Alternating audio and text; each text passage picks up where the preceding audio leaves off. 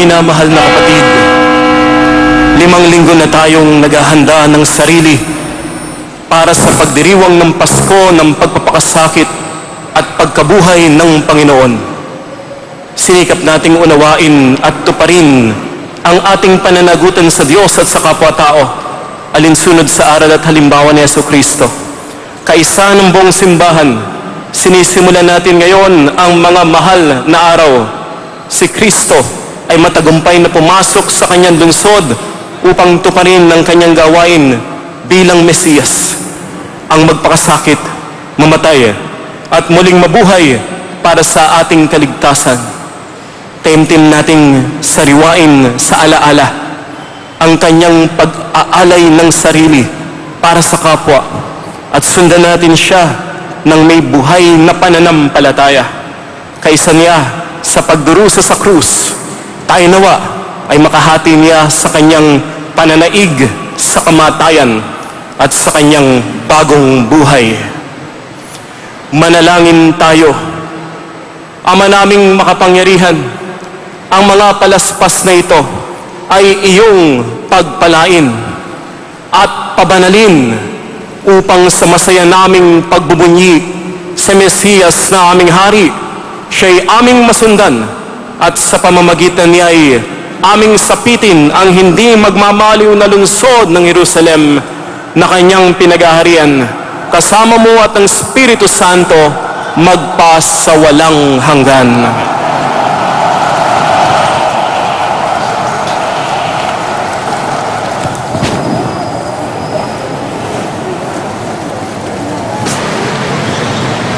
Sumainyo ang Panginoon. Ang mabuting balita ng Panginoon ayon kay San Marcos.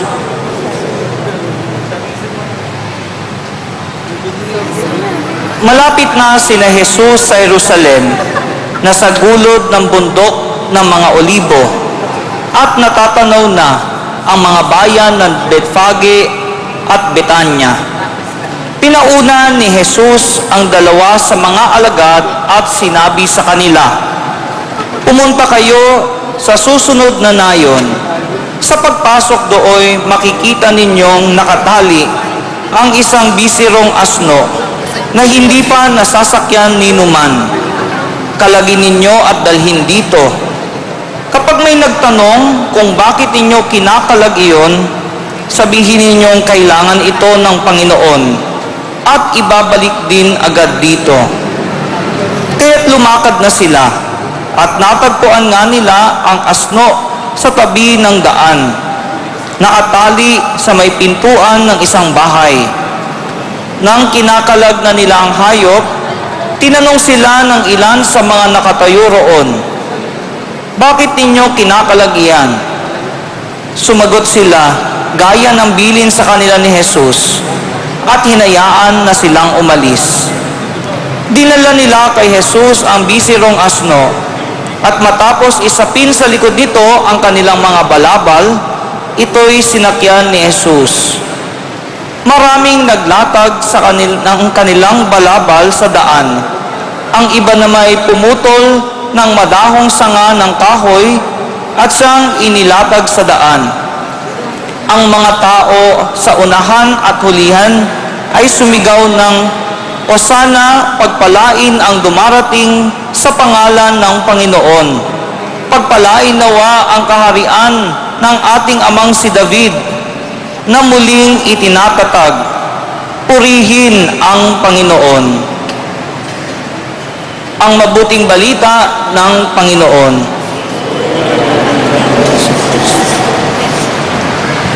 Mga minamahal na kapatid, tularan natin ang mga tao na nagmunyi kay Jesus. Halinang magprosesyon sa kanyang karangalan, taglay ang kapayapaan.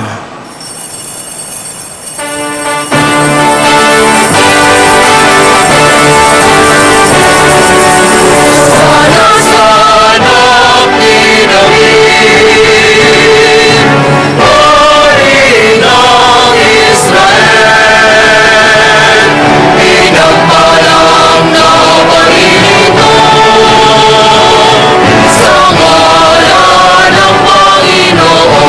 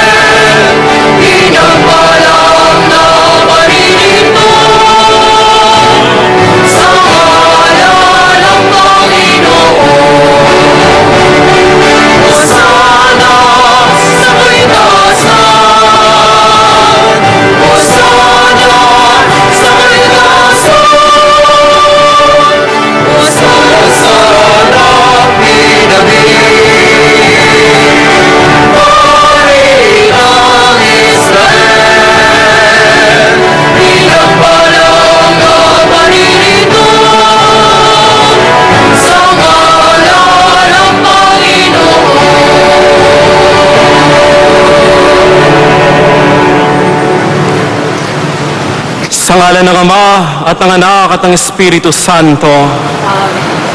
Manalangin tayo.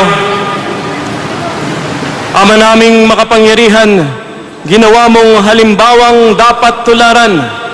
Ang tagapagligtas naming naging di iba sa amin. Parang krus namin ay akuin.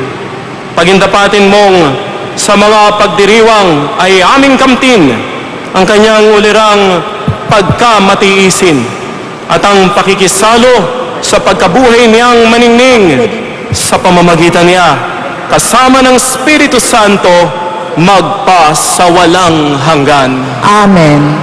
Pagbasa mula sa aklat ni Propeta Isaias. Ang makapangyarihang Panginoon ang nagturo sa akin ng sasabihin ko para tulungan ang mahihirap.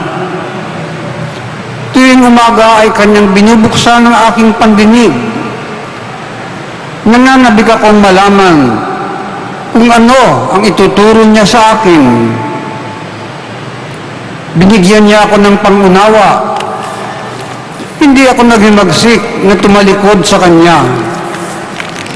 Hindi ako tumutol nang bugbugin nila ako. Hindi ako kumibo nang ako ay kanilang insultuhin. Pinabayaan ko silang bunutin ng buko at balbas. Gayon din, niluro nila ako sa mukha.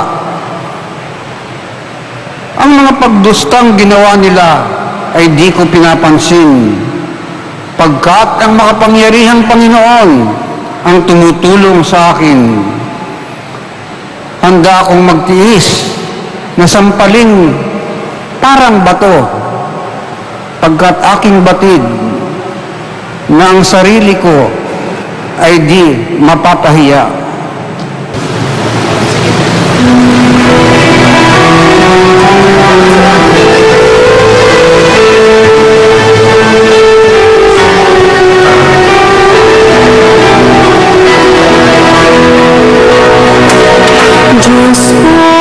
Diyos ko, bakit naman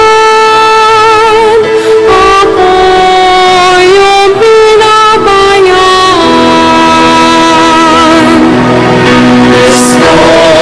Diyos ko, bakit naman ako yung pinabayaan?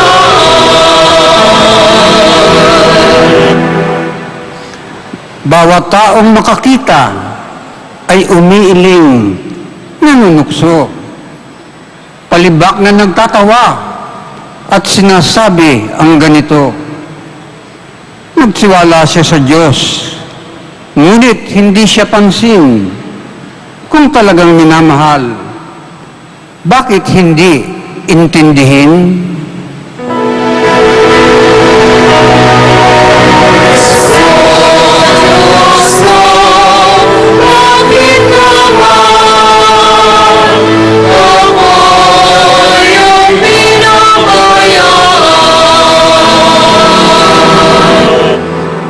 May pangkat ng mga buhong na sa akin ay pumaligid. Para akong nasa gitna niyong asong mababangis. Mga kamay ko at paa ay butas sa pakong matulis. Ang buto ng katawan ko ay mabibilang sa masid.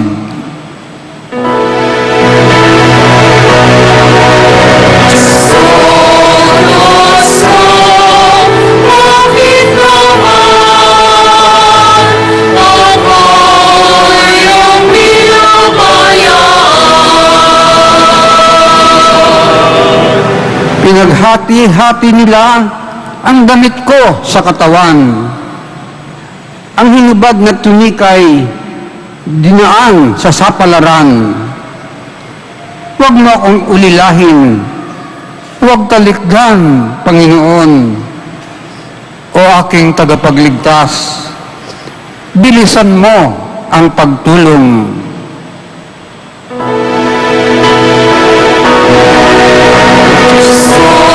Diyos ko, bakit naman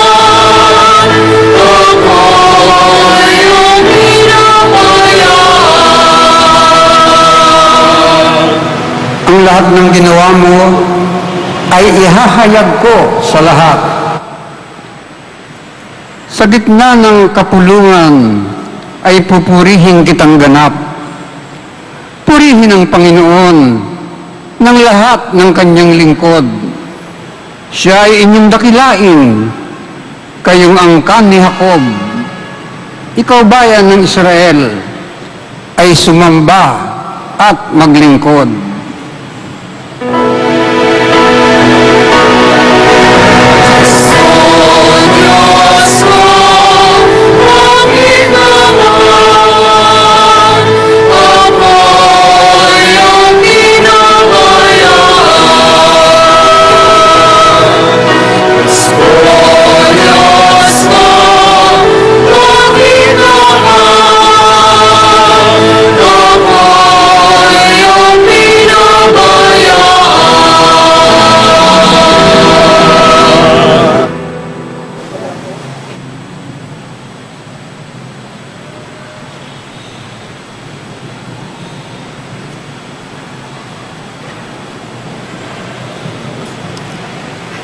Pagbasa mula sa sulat ni Apostol San Pablo sa mga taga-Pilipos.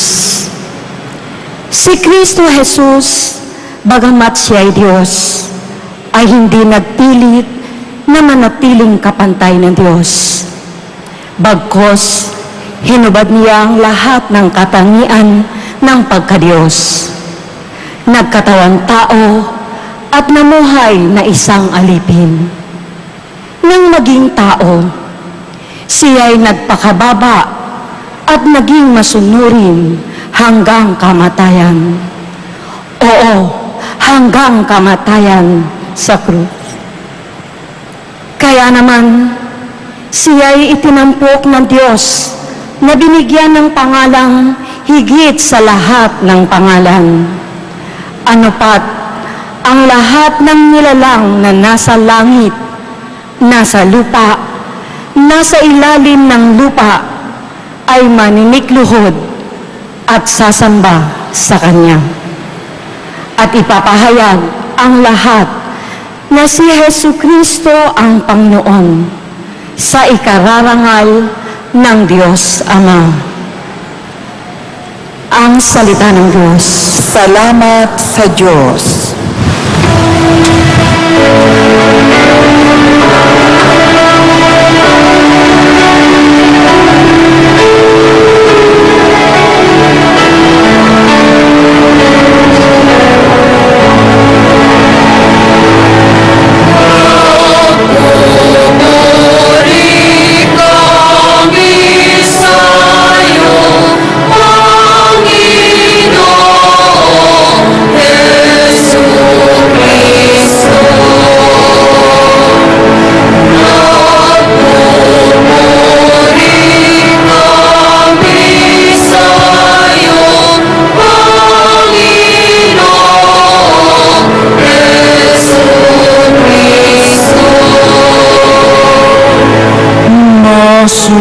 Sunurin Kristo Jesus, naghain ng buhay sa krus, kaya't dinakila ng Diyos, binigyan ng malang tampok sa langit at sansino ko.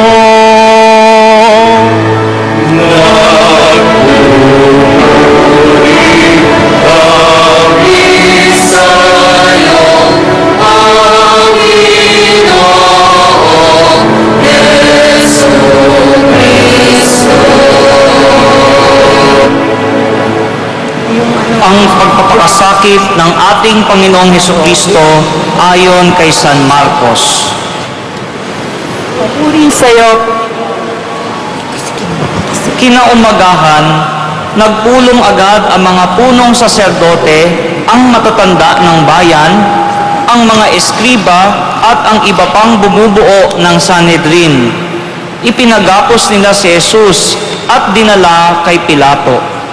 Ikaw ba ang hari ng mga Hudyo? Tanong sa kanya ni Pilato. Kayo na ang nagsasabi. Nagharap ng maraming sumbong ang mga punong saserdote laban kay Jesus. Kaya't siya'y muling tinanong ni Pilato. Wala ka bang isasagot? Narinig mo ang dami ng kanilang sumbong laban sa iyo. Ngunit hindi na tumugon pa si Jesus, kaya't nagtaka si Pilato. Tuwing pista ng Paskwa, ay nagpapalaya si Pilato ng isang bilanggo. Sino man ang hilingin sa kanya ng taong bayan. Nakabilanggo noon ang isang lalaking nagngangalang Barabas, kasama ang ibang naghimagsik at namatay ng nadaan na himagsikan. Lumapit ang mga tao at hiniling kay Pilato na isagawa na ang kanyang kinaugaliang pagpapalaya ng isang bilanggo. Ibig ba ninyong palayain ko ang hari ng mga Hudyo? Alam ni Pilato na inggit ang nag-udyok sa mga punong saserdote na dalhin sa kanya si Jesus. Ngunit ang mga tao'y sinulsulan ng mga punong saserdote na si Barabas ang hilinging palayain. Kung gayon, ano ang gagawin ko sa taong ito na tinatawag ninyong hari ng mga Hudyo? Sumigaw ang mga tao. Ipako sa krus. Sinabi ni Pilato, Bakit? Ano ba ang kasalanan niya?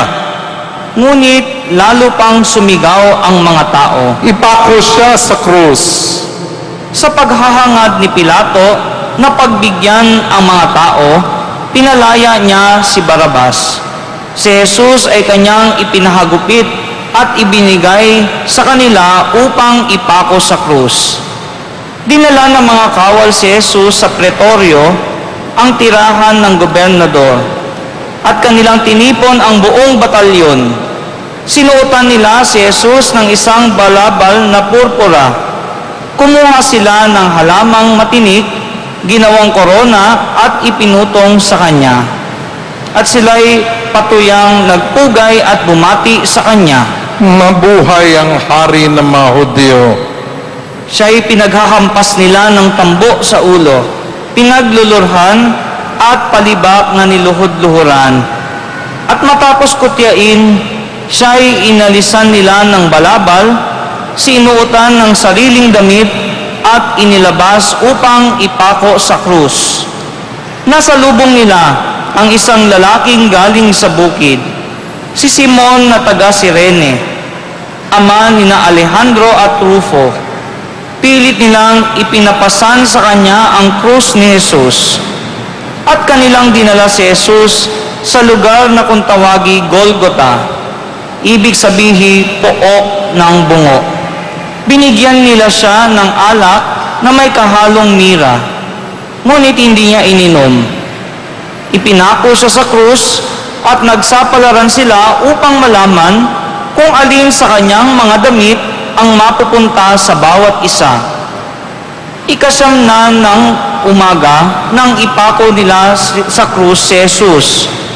Sa itaas ng krus, isinulat ang sakdal laban sa kanya, ang hari ng mga Hudyo. 2 tulisan ang kasabay niya, ipinako sa krus. Isa sa kanan niya at isa sa kaliwa. Sa gayoy natupad ang nasa saad sa kasulatan. Ibinilang siya sa mga salarin. Nilibak siya ng mga nagdaraan na tatango-tangong nagsabi, Di ba ikaw ang hari? Ikaw ang gigiba ng templo at muling magtatayo nito sa loob ng 3 araw? Iligtas mo ngayon ang iyong sarili. Bumaba ka sa krus. kinutya rin siya ng mga punong saserdote at ng mga eskriba, at ang sabi sa isa't isa, Iniligtas niya ang iba, ngunit di mailigtas ang sarili. Makita lang nating bumaba sa krus ang Mesiyas na yan, na hari ng Israel. Maniniwala tayo sa Kanya. inalipusta din siya ng mga nakapakong kasama niya, at nagdilim sa buong lupain mula sa tanghaling tapat hanggang sa 3 ng hapon. Nang mag-iikatlo na ng hapon, si Jesus ay sumigaw. Eloi, Eloi, lema sabachthani. Na ang ibig sabihin, Diyos ko, bakit mo ako pinabayaan? Narinig ito ng ilan sa mga nakatayo roon at kanilang sinabi, Pakinggan ninyo, tinatawag niya si Elias. may tumakbo at kumuha ng espongha. Ito'y binasa ng maasim na alak at pagkatapos ay inilagay sa dulo ng isang tambo at ipinasipsip kay Jesus. Sabi niya, Tingnan nga natin kung darating si Elias upang ibabas siya. sumigaw ng malakas si Jesus at nalagutan ng hininga. Magsiluhod tayong lahat.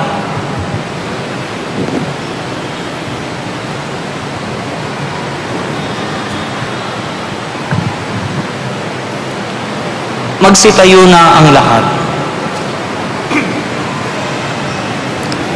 Biglang nawahak sa gitna ang tabing ng templo mula sa itaas hanggang sa ibaba. Nakatayo sa harap ng krus ang isang kapitan ng mga kawal at kanyang nakita kung paano namatay si Jesus.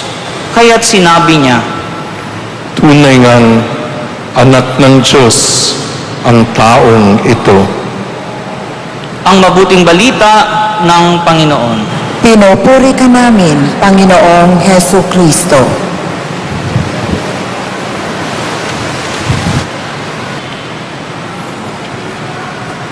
Linggo ng palaspas sa pagpapakasakit ng Panginoon.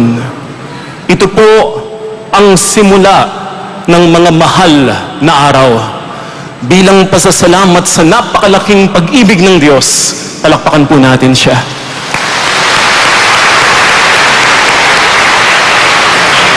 Ang linggo pong ito ay umaalala sa dalawang bagay. Ang una po ay ang maringal na pagpasok ni Yesu Kristo sa Jerusalem. At ang pangalawa naman ay ang pasyon ng Panginoon. Kanina binendisyon na natin ang ating mga palaspas. Ibinigayway natin ito. Sumigaw tayo, Hosanna sa anak ni David. Pero sa ebanghelyo po na naisalaysay, narinig naman natin ang mga tao sumisigaw. Ipako siya sa krus. Para bagang nung umpisa'y punong-puno ng pagmamahal. Pero nung huli, napalitan ng galit at puot. Ngayong linggong ito, ang simula ng mga mahal na araw. Tayo po ay totoo, mamahalin ng Panginoon. Ito ang araw na kung saan bubugsan ng Diyos ang pintuan ng kalangitan at ipadadama niya sa atin ang kanyang nag-uumapaw na pagmamahal. At yung pagmamahal ng Diyos, hindi po nababago. Ito po ay pareho nung umpisa, ngayon, at hanggang sa wakas. Hindi katulad ng mga narinig natin na sa umpisa, Hosanna, mabuhay ang anak ni David. Pero nung huli, napalitan, ipako na sa krus. Nandiriyan po ang ating mga palaspas. Ano po bang kulay ng palaspas ninyo ngayon? Yan po ay kulay green. Pag tagal-tagal, ang kulay na yan ay mapapalitan, malalanta. Baka maging brown ang kulay. Minsan tayo, parang palaspas. Sa umpisa, masigasig, madasalin, sumusunod sa kalooban ng Diyos. Pero pag tagal-tagal, pag nahihirapan na, pag may mga pagsubok na, bumibigay, madaling natutukso, lumalayo na sa Diyos. Mula sa Hosanna, mabuhay ang anak ni David, tayo din ay natutulad sa bandang huli, sinisigaw ay ipako sa krus. Mga kapatid, ngayon, damahin natin ang pagmamahal ng Diyos.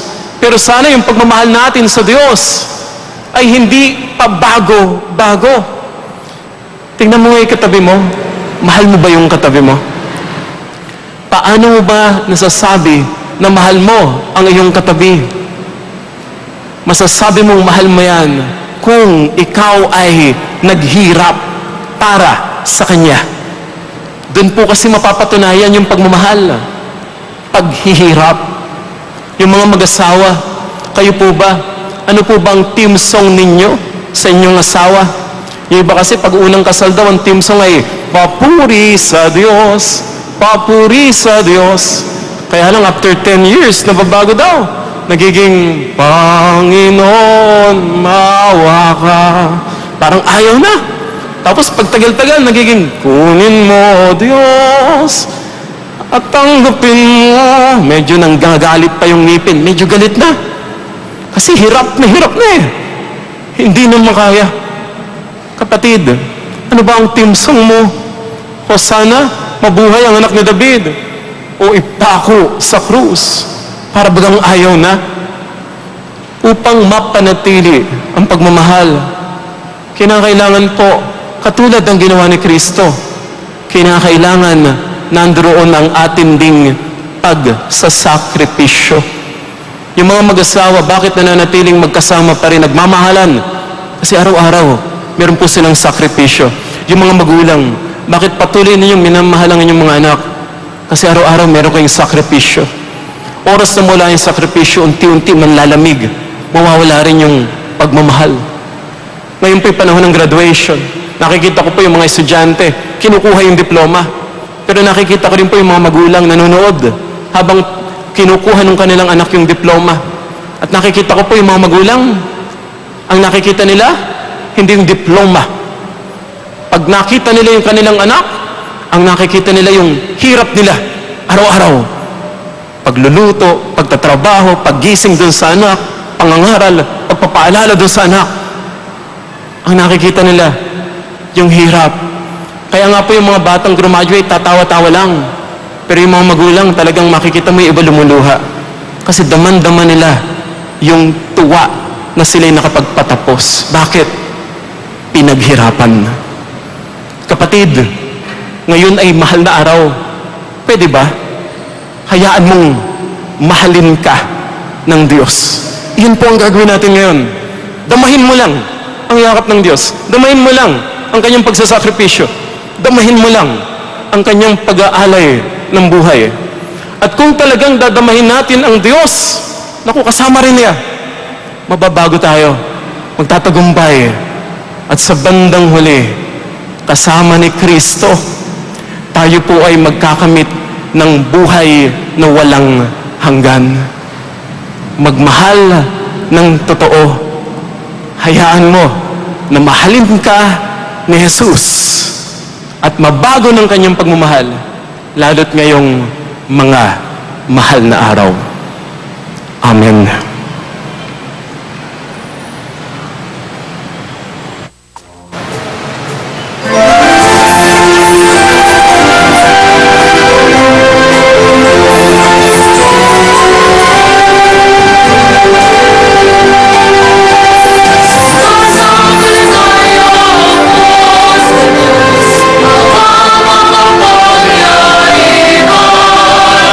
Sa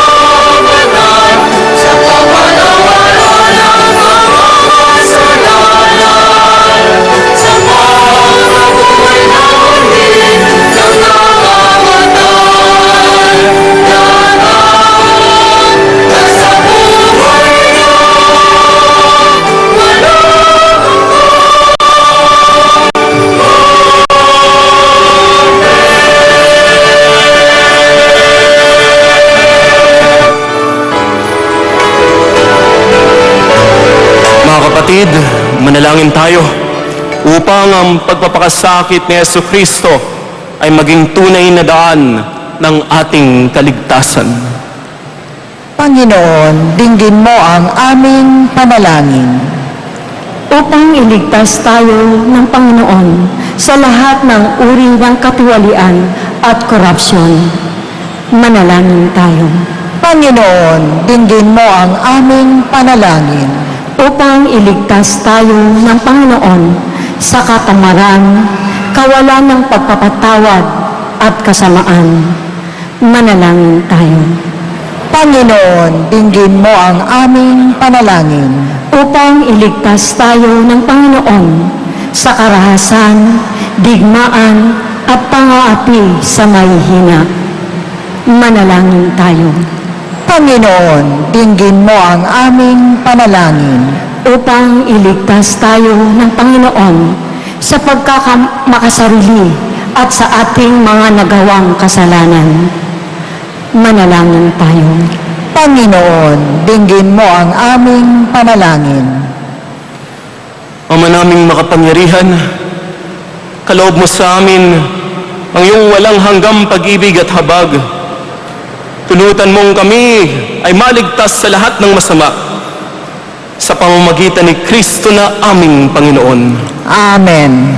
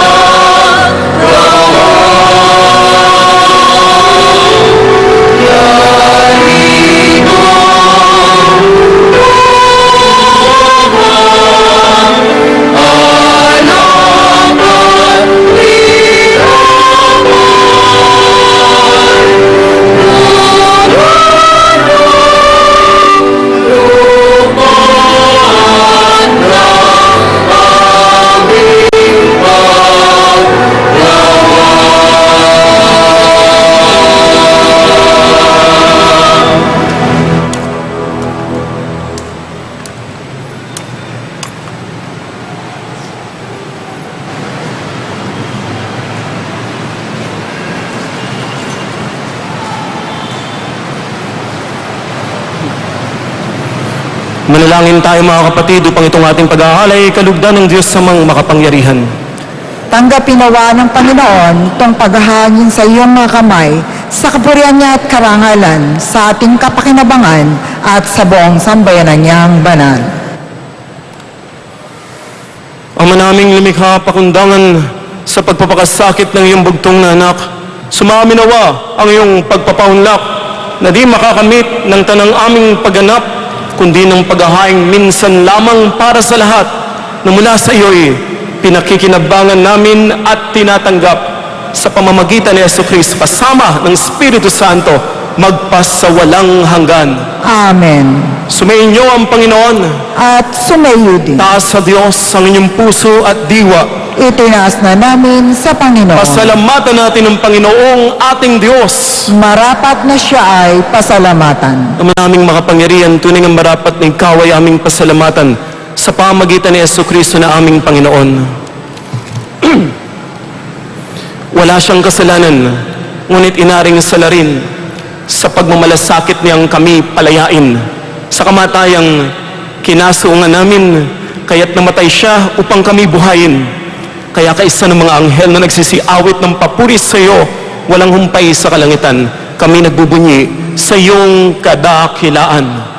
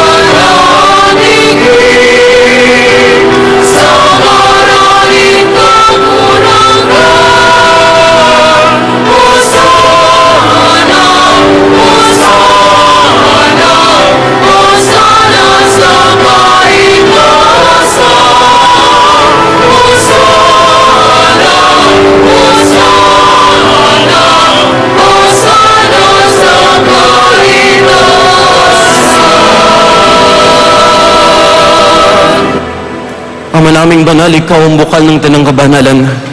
Kaya't sa pamamagitan ng iyong Espiritu gawin mong banal ang mga kaloob na ito upang para sa amin maging katawan at dugo ng aming Panginoong Hesu Kristo. Bago niya pinagtiisan kusang loob na maging handog, hinawakan niya ang tinapay, pinasalamatan ka niya, pinaghati-hati niya yon, niabot sa kanyang mga alagad at sinabi, "Tanggapin ninyong lahat ito at kanin. Ito ang aking katawan na ihahandog para sa inyo."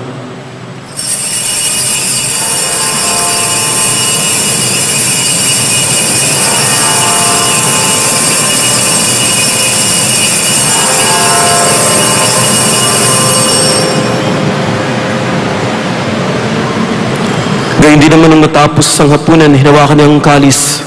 Muli kaniyang pinasalamatan.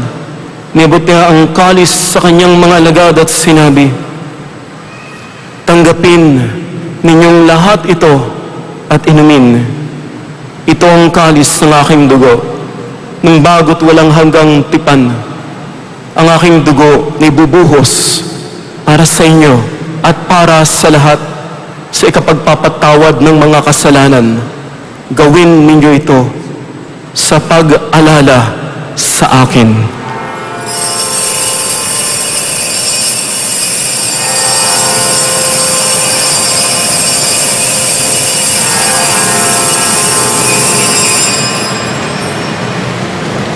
Pagbunyi natin ang misteryo ng pananampalataya.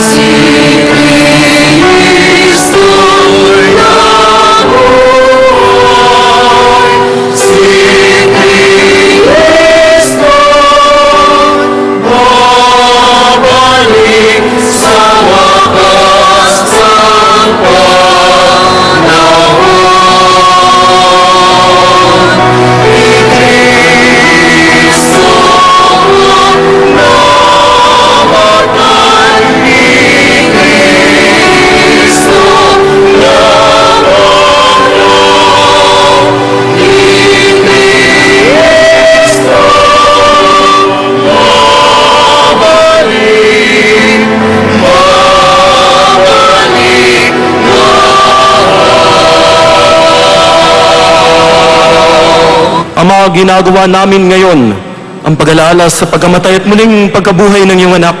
Kaya tinialay namin sa iyong tinapay na nagbibigay buhay at ang kalis na nagkakaloob ng kaligtasan. Kami nagpapasalamat dahil kami iyong minarapat na tumayo sa harap mo para maglingkod sa iyo. sinasamo namin kaming magsasalo-salo sa katawan at dugo ni Kristo ay mabuklod sa pagkakaisa sa pamamagitan ng Espiritu Santo. Ama, lingapin mo ang iyong simbahang laganap sa buong daigdig. Puspusin mo kami sa pag-ibig, kaysa ni Francisco na aming Papa at ni Luis Antonio na aming Obispo at ng Tanang Kaparian. Alalahanin mo rin ang mga kapatid naming nahimlay na may pag-asang sila'y muling mabubuhay. Gayon din ang lahat na mga pumalaw. Kawan mo sila at patuloyin sa iyong kaliwanagan. Kawan mo at pagdapating kaming lahat na makasalo sa iyong buhay na walang wakas. Kaysa ng malabiring Maria na ina ng Diyos, ni San Jose, ang kanyang buting asawa, kaysa ng mapusulat ng lahat ng mga banal na namuhay dito sa daigdig ng kalugod-lugod sa iyo. May pagdiwang nawa namin ng pagpupuri sa ikararangal mo sa pamamagitan ng iyong anak na aming Panginoong Heso Kristo.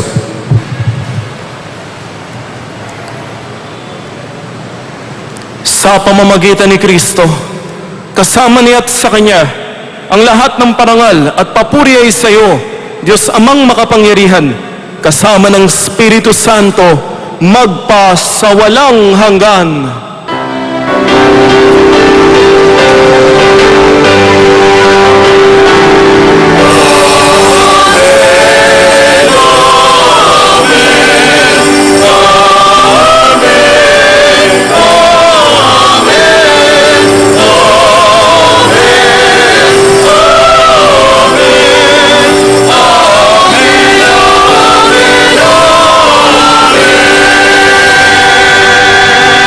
Sa tagubilin ng mga nakagagaling na utos sa turo ni Jesus na Panginoon natin at Diyos, pahayag natin ngayon ng lakas loob.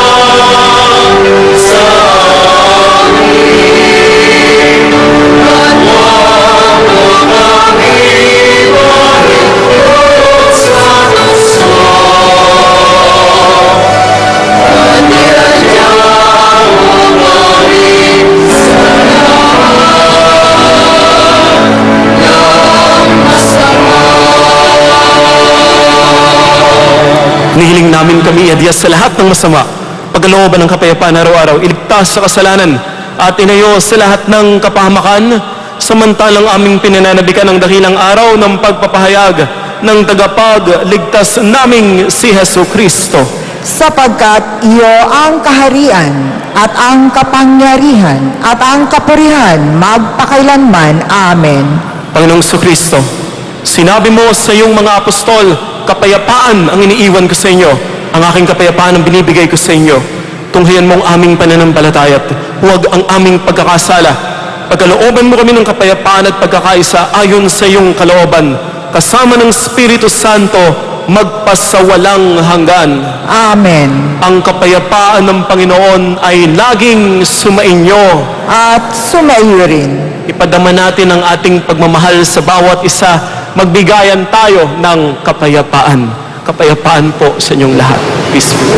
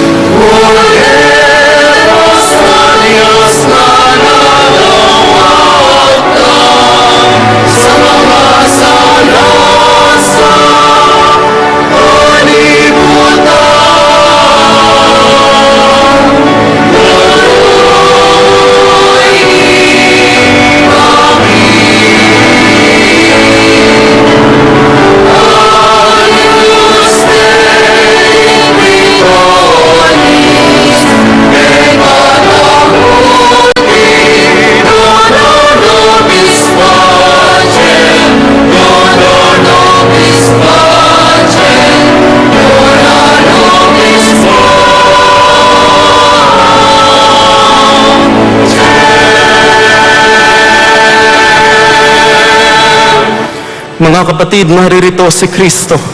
Siya ang ating Diyos at Panginoon. Minamahal niya tayo. Inialay niya ang kanyang buhay upang tayo maligtas. Damahin ang kanyang pag-ibig. Tanggapin si Jesus sa banal na piging. Panginoon, hindi ako karapat-dapat na magpatuloy sa iyo. Ngunit sa isang salita mo lamang ay gagaling na ako.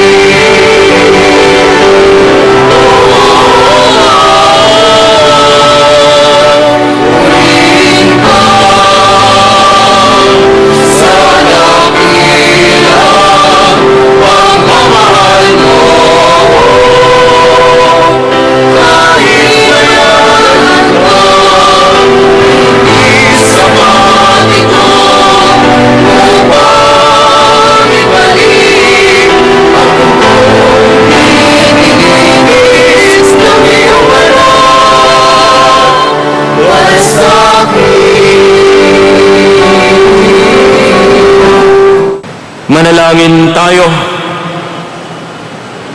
Ama naming mapagmahal, ngayon kami pinapagsalo mo sa banal na pakikinabang. Kami yung pinalingong may pag-asa sa aming sinasampalatayanan, pakundangan sa pagkamatay ng iyong anak.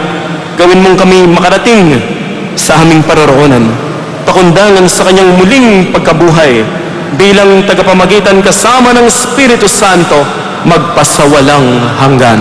Amen. Sumainyo ang Panginoon. At sumayo rin. Ang Diyos Amang mapagpatawad ay nagbigay ng halimbawa ng pag-ibig na di makasarili sa pamamagitan ng pagpapakasakit ng kanyang anak. Sa inyong paglilingkod sa Diyos at sa kapwa, naway matanggap ninyo ang kanyang biyaya. Naniniwala kayo na sa pamamagitan ng krus, nagapi ni Kristo ang kamatayan. Bigyan nawa kayo ng buhay na walang hanggan. Amen. Nagpakababa siya para sa atin. Naway sundan ninyo ang halimbawa niya at makibahagi sa kanyang muling pagkabuhay. At pagpalain kayong lahat ng makapangyarihang Diyos, Ama at Anak at Espiritu Santo. Amen. Naihayan na po ang banal na misa. Pumayo kayo sa kapayapaan at makihati sa pagpapakasakit ng Panginoon. Salamat sa Diyos.